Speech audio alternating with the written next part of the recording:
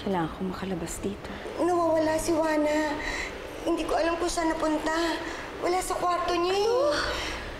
Sa Bicol ko iniwan si Jenny. Di ba ikaw yung kapatid ni Benjo? Opo, ako nga po. Ano ginagawa mo dito? Gusto ko lang po sana kausapin sa Ate Chena. Kakaalis lang niya eh. Pumunta siya sa, sa may bookstore doon.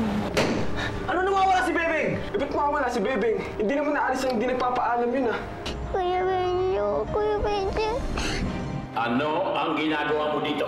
Gusto lang ho namin sana tanungin si Jenna kung nagpunta dito si Bebeng eh. Paano naman mapupunta dito si Bebeng? Nawawala siya. Si Bebeng yun ah. Asan? Ayun oh. Aling Nerissa, parang okay lang ho sa inyo. Pwede ho kayo sa amin muna tumuloy. Sana, Lolo. May picture din ako ni Inay. May picture kami ng nanay mo eh. Eto, ayan siya oh. Hindi ba't kamukhang-kamukha mo siya? Si Aling Juana.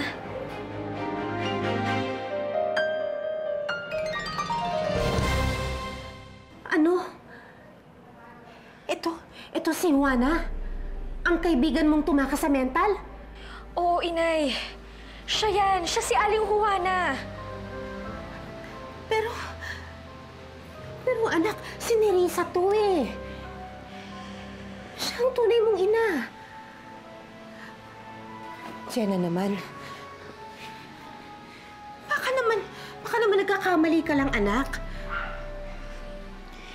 Inay, hindi ako pwedeng magkamali. Ito talaga si Aling Juana. At saka, hinahanap na din ho yung anak niya. Inay, hindi kaya ako ang nawawala ng anak? 4 na taon lang daw nung iwan niya ang anak niya. 15 taon na ang nakararaan. Si Aling Juana at ang tunay kong ina ay iisa.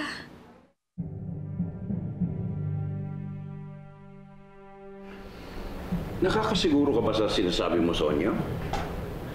Nakasisiguro ako, Lolo. Siya ang Aling Juana na naging kaibigan ko sa ospital. Ngayon malinaw na ang lahat sa akin. Kaya pala, magaan ang loob ko sa kanya. Kaya pala nararamdaman ko na mahalaga ako na hindi ko humaintindihan. Siya pala ang inay ko. Well, if Aling Juana is indeed Tita Nerissa, then Jenna can't be mistaken that she's still alive. I've seen this woman with my very own eyes, Harabuchi. Baka namang kamukha lang siya ni Nerissa. Siguro nga, Lolo. Kasi, di ba, namatay na siya? Yun ho ang sa pagkakaalam ko. Dahil dati ho sa Bicol, bali-balita ho sa amin na may isang bangkay ng babae na natagpuan ho sa gubat. Pero hindi naman ho ako kasi nagkaroon ng pagkakataong makita kung si Nerissa nga po yun o hindi eh.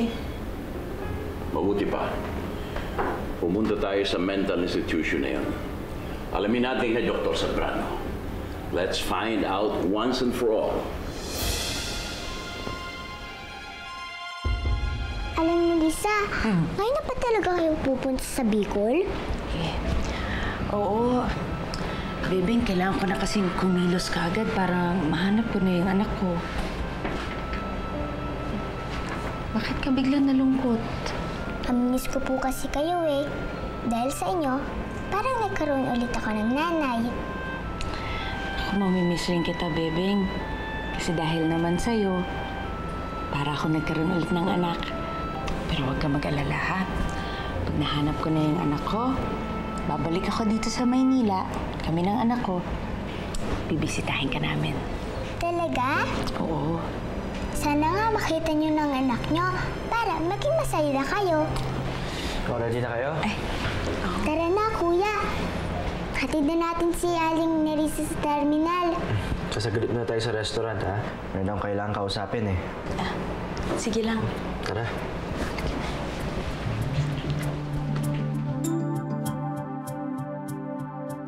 Ito nga ako si Juana, Mr. Joe.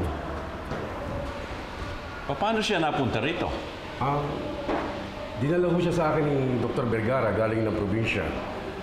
Natagpo ang may tama ng baril sa kakahuyan doon. Ang buong akala nga ho nila hindi natin mabubuhay. Pero milagro at nakalusot siya. Kaya lang, nung nagkamalay siya, medyo tulala na. Kaya dinala na ho dito sa akin sa institusyon. So, nabaril ho siya nung mga lalaking yun kung ganun. Please go on. Sa loob ng 15 taon na inalagaan namin siya, wala naman kayong nakitang behavior sa kanya maliban dun sa pagsigaw niya sa panaginip, pagtawag niya ng anak dun sa mga babaeng dumadalaw dito sa ospital. At lately, thanks to Jenna at nagsasalita na siya. May nasabi ba siya tungkol sa kanyang nakaraan? Wala naman ho siyang nasabi. Medyo hindi nga humalinaw yung mga sagot niya sa mga tanong ko eh. Nalilito pa siya. At ang buong akala niya, yung anak niyang 4 na taon, hanggang na ganun pa rin.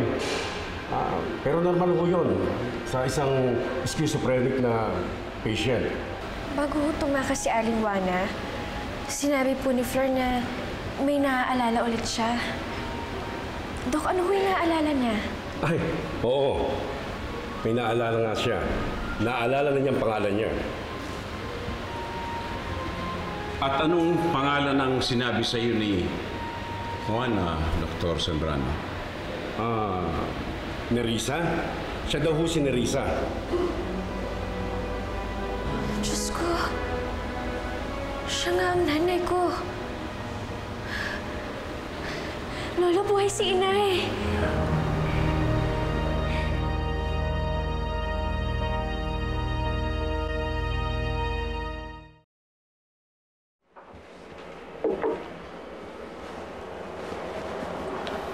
Wow! Himala at nagpakita ka. Darlene, pasensya mo na ako nito nakarang araw Ano pa ba magagawa ko, Benjo? Hayaan mo. Simula itong araw na to, subukan ko na ibalik sa dati ang lahat. Talaga? Totoo na ba yan? Oo. Para sa kapatid ko. Good. Diyos ko. Nagtagpo na kami ng tunay kong ina.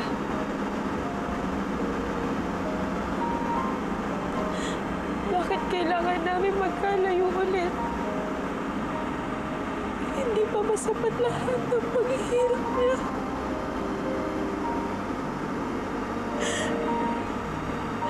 Ang lahat ng pangungulila ko na makasama siya.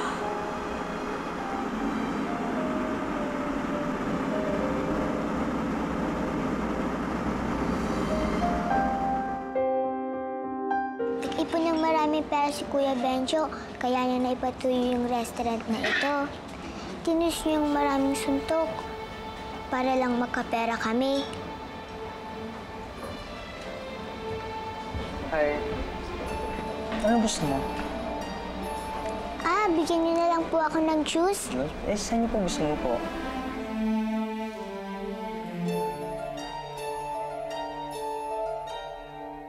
Welcome to our new restaurant.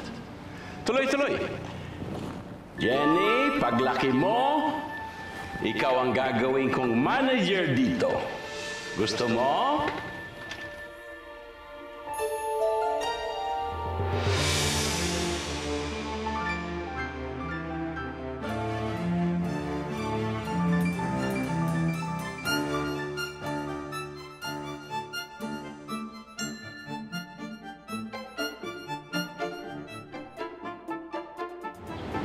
Si Changhi?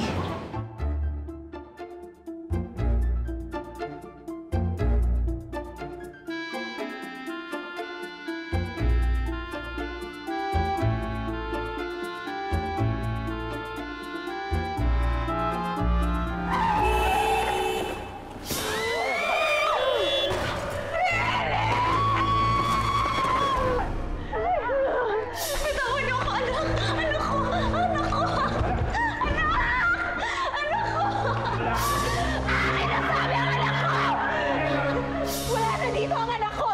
Papatayin kita! Magpapakamatay ka ba?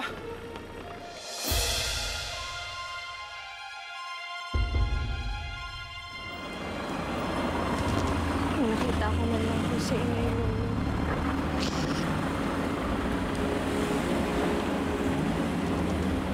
Tahan na, Songo. Tahan na.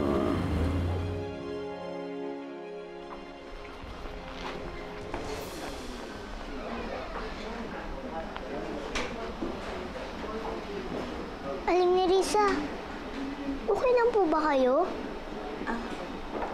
Ayun ni Risa. Benjo, baka pwedeng ihatid mo na ako dun sa sakayan ng bus. At sino naman tong babaeng to? Umalis na tayo. Umalis na tayo. Sige, sige. Sige, Darlene. Hatid lang namin sa akin ni Risa.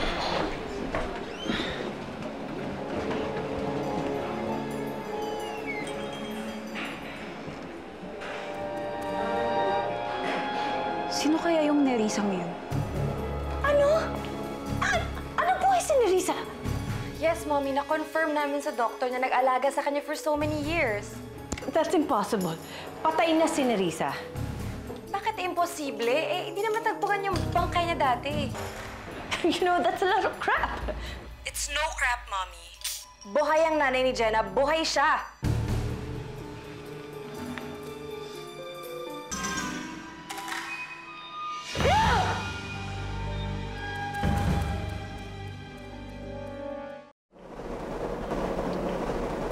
Aling Risa, okay lang po ba kayo? Bakit to bigla kayo nag-iaya agad? Pasensya ka na. Ayoko kasing gabihin eh. Malayo pa yung lakbayin. Ano bang nangyari kanina, Aling Nerissa? Lumabas lang kayo sandali, tapos pagbalik ninyo, galit na kayo. May naalala lang kasi ako eh. Pero ayoko na sanang pag-usapan. Malayo pa ba ang terminal?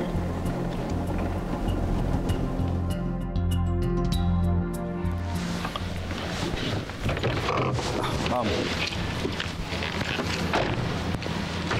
Dito ang sabi mo sa akin, mapatay mo na yung hayop na babae ngayon. Tapos ngayon, makatanggap ko ng balita na buhay pa pala siya. Paano nabuhay yun? You tell me. Malay ko! Sumunod ako sa gusto mo. Binaril ko. Nahulog pa nga sa bangin eh. Check mo ba yung katawan? Ha? Tinignan mo ba mabuti kung patay na nga siya? Eh, malay ko ba naman mabubuhay pa yun? Alahin ng bangin na yun. Sigurado ko, imposible makaligtas yun. Wala talaga akong maasahan sa'yo dito.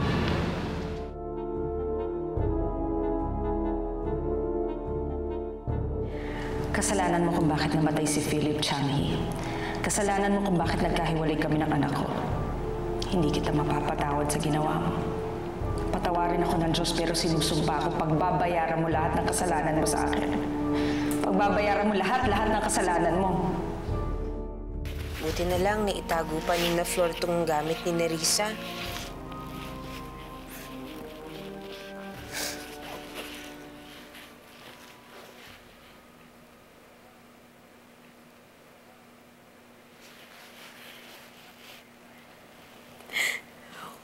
Wala kaming kamalay-malay.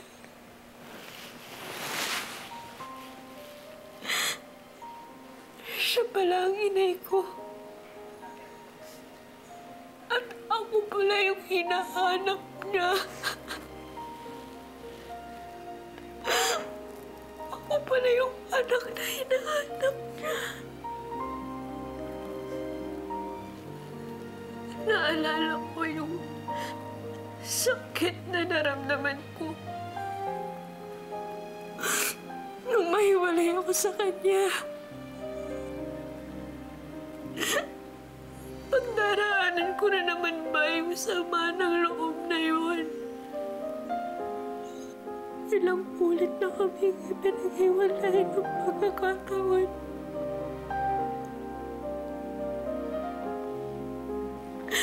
Paano na ngayon?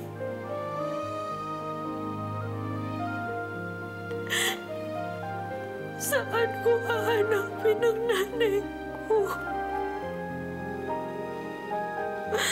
Saan ko siya hahanapin?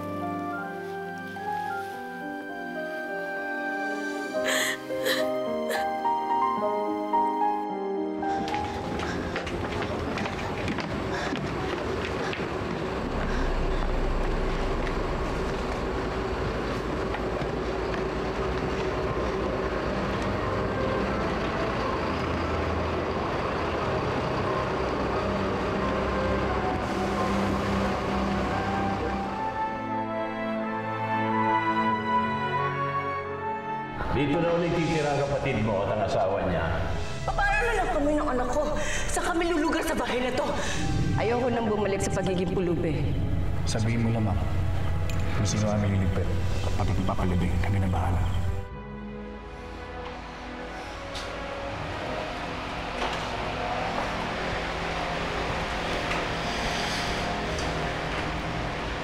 Buisit.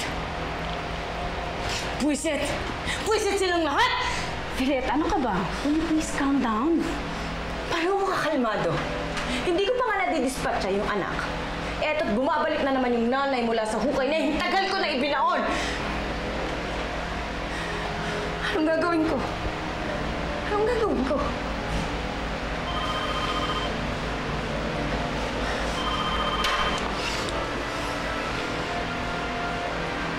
Hello? Hi, partner! Sino ka? Oh, ang bilis mo namang makalimot. Ako, partner mo, wala nang iba, si Sandra. Sandra? Animal ka. Sabi mo sa akin, palalamigin mo lang yung sitwasyon. Iniwan mo ko sa ere, hindi mo ko tinulungan makalaya. Kung hindi pa dahil sa konti kong koneksyon, hindi ako makakalaya, Violeta. Nakalaya ka na? At dahil sa ginawa mong hindi ka sumunod sa usapan natin, ikakanta kita kay Changi. Pagkatapos, sasabihin ko lahat ng baho mo dun sa matandang yan. Lalong wala mangyayari sa'yo kapag ginawa mo yan. Kakampi tayo, hindi tayo magkalaban. Si Jenna ang kalaban natin, remember? Tama ka. Alam mo, Violeta, gusto ko na maghiganti dyan sa Koreanang yan. Ay, di magsanib puwersa tayo. Ipinapangako ko sa'yo, babawi ako. Hindi ka magsisisi.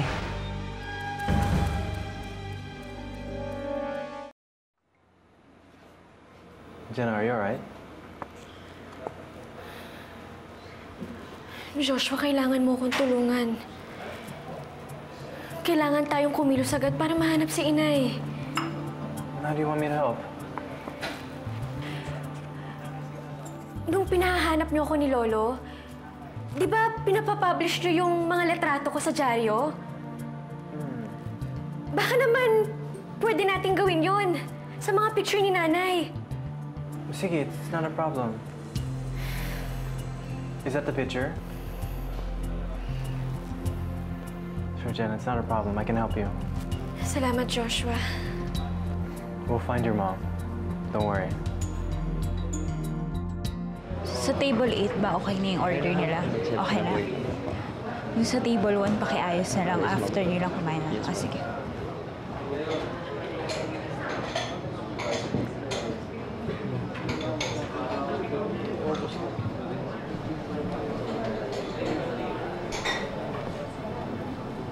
Bebeng, bakit ka malungkot?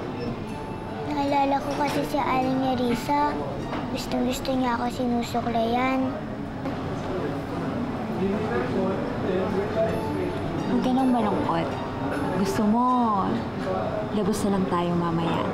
Talaga, Ate Darlene? Talaga? Tapos maayusin natin ang buhok mo, ha? Sige. Pahag na.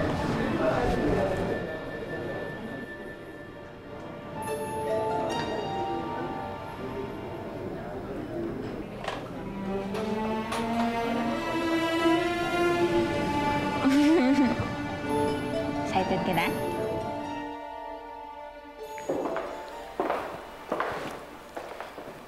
Lolo? Oh, Sonyo. Kumusta na ang pakiramdam mo? Ito ho. Nag-aalala pa rin ho ako. Nag-aalala ako kay Nanay. Kung nasan siya. Kung magkikita pa ba kami. Ikaw, Lolo. Ano hong naramdaman niyo nung malaman niyo ho na buhay pa ho ang nanay ko? Apo, hindi ba sinabi ko na sa'yo na binaon ko na sa limot ang problema namin ni Nerissa? Gusto ko lang makasiguro, Lolo. Jenny, masayang-masaya ako. At nalaman natin na buhay pa ang iyong ina. At sana, matagpuan na natin siya agad para makasama mong muli. Salamat, Lolo.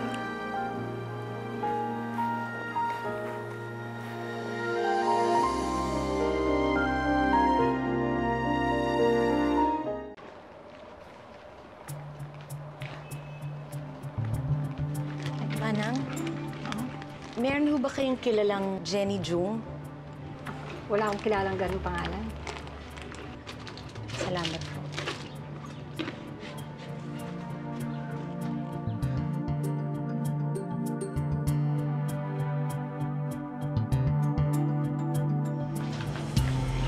Para mapadali yung buhay mo, bakit hindi mo hanapin si Jenny Jung sa munisipyo? Kung rehistradong mamboboto yun, siguradong makukuha mo yung address niya roon. Maraming salamat, Kapitana. Walang anuman. Sige, mauna na ako.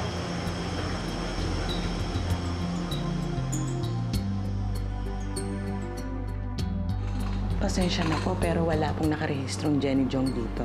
Sigurado ho ba kayo? Baka pwede niyo namang i-double check pa. Ginawa ko na po yun, pero wala talagang Jenny Jong sa listahan.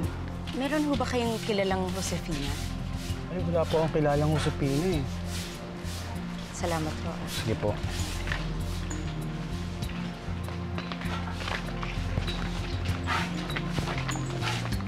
Saan ko kaya hanapin si Josefina? Saan ka sa Bicol? Sa Pulangge, sa Albay. Tumutuloy ako dun sa isang kasa. Kasa? Bahay Aliwan. Hindi kagaya ng iniisip mo, ha? Nagtatrabaho ko dun bilang isang kusinera. Matagal nang pinasarado ni Madam Sandra yung kasa. Alam mo ba kung merong Josefina nagtatrabaho doon bilang kusinera? Ay, oo! Kaso wala na siya bago pa magsarado yung kasa. Alam mo ba kung saan ko pwedeng puntahan si Madam Sandra? Ako, hindi ko alam eh. Pasensya ka na, ha? Okay lang. Sige, mauna na ako.